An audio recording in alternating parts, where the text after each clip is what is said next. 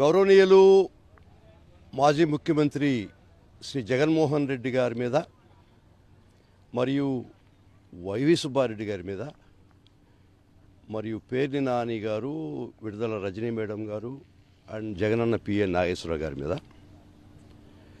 ఒక దురదృష్టకరమైనటువంటి చట్టంలో ఈ రోజు దాకా ఒక క్రిమినల్ లాలో ఈ విధమైనటువంటి కేసు నా ఎక్స్పీరియన్స్లో కానీ ఎవరు చూసి ఉండరు. రీజన్ ఏంటంటే 18/6/2025 అరౌండ్ 10:30-11 ఇన్ ది మార్నింగ్ ఒక యాక్సిడెంట్ జరిగినట్టు అది ఎఫ్ఐఆర్ క్రైమ్ నంబర్ 640/2025గా రిజిస్టర్ చేశారు. దానిలో కాలం అన్నోన్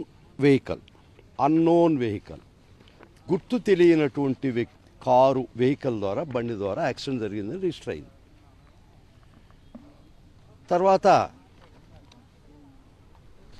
ఆ రోజే ఎస్పీ గారు 18వ జూనే ఈవినింగ్కి ఒక ప్రెస్ కాన్ఫరెన్స్ పెట్టాడు. చదివినిపించాల్సినటువంటి పరిస్థితి. ఈ యాక్సిడెంటు AP 26 CE 0001 అనే వెహికల్ స్పెసిఫిక్గా యాక్సిడెంట్లో ఇన్వాల్వ్ అయింది.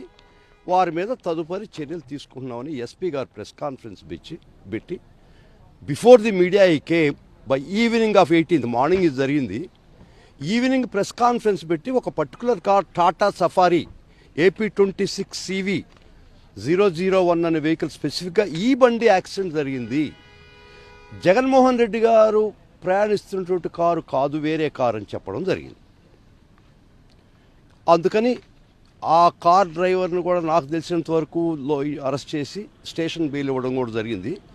ఆ కారు కొద్ది రోజుల దాకా నల్లపాడు పోలీస్ స్టేషన్లో ఉంది. ఇది వాళ్ళు చెప్పినట్టు యాక్సిడెంట్ చెప్పినటువంటి వెహికల్. ఇది మొత్తంగా చూసుకుంటే జగన్మోహన్ రెడ్డి కారు కాదు, వారు ప్రయాణిస్తున్నట్టు కారు కాదు అని స్పెసిఫిక్గా కారు నంబర్తో కూడా చెప్పినటువంటి ఎస్పీ గారు. తర్వాత మ్యాలిస్, మ్యానిపులేషన్స్ అండ్ వెంజన్స్, దీనిలో రాజకీయ శక్తులు జొరబడి జగన్మోహన్ రెడ్డి గారిని బదనాం చేయాలన్నటువంటి పరిస్థితి తీసుకురావడం జరిగింది. అసలు జగన్మోహన్ రెడ్డి గారి ఆయన పోతున్నటువంటి దీనిలో ఎక్స్ సీఎంగా జెడ్ ప్లస్ సెక్యూరిటీ ఇవ్వాల్సినటువంటి వ్యక్తికి